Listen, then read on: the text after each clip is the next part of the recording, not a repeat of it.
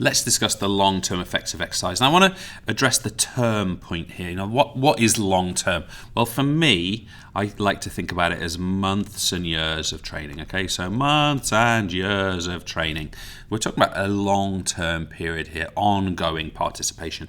Now, when we talk about effects, all right, I like to think about these as adaptations, long-term shifts in how a person's physiology or biological systems actually work, how efficient they are, what they contain, and so on. We call these adaptations. So these are nice words to build into your kind of arsenal if you're able to.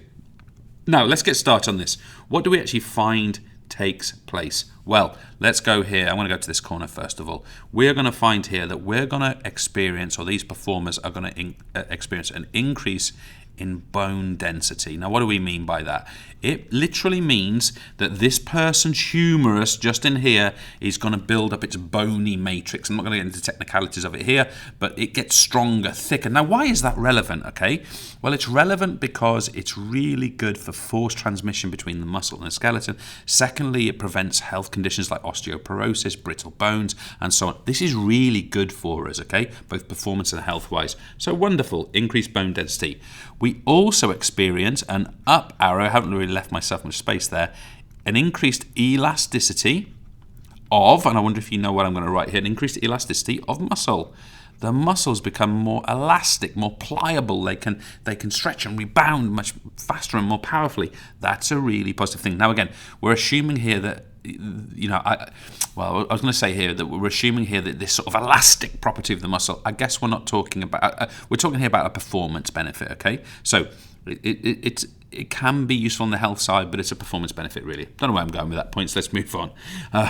We're also going to experience hypertrophy. Now, I want to give you two examples of hypertrophy. Hypertrophy means the thickening of muscle. That there's a H, believe it or not. Sorry, what am I doing? That there's a H. Trust me, let me do this. H. There's a H there. Okay, so hypertrophy, thickening and increasing size of a muscle. Okay, so, and we're also specifically talking about here the heart. So the heart and muscle itself becomes thicker, and therefore it becomes stronger. Now, we also want to stress that we get increased efficiency in our energy systems. So both our aerobic and anaerobic energy systems become more efficient, better at releasing energy. Wonderful. That's great news.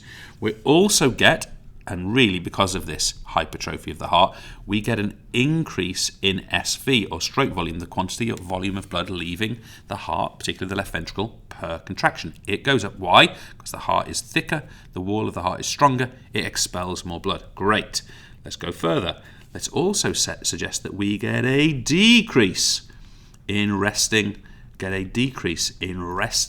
heart rate. So our heart rate goes down. Really, really fit people will have a heart rate below 60 beats per minute at rest, okay? We can even call that bradycardic. That's for another day, really, but that is indicative of a healthy person, a fit person, but also, guys, you don't, by the way, you can still be fit without that, but the other thing I'd say is bear in mind that if you've got a lower resting heart rate, the range of heart rate available during exercise is much higher.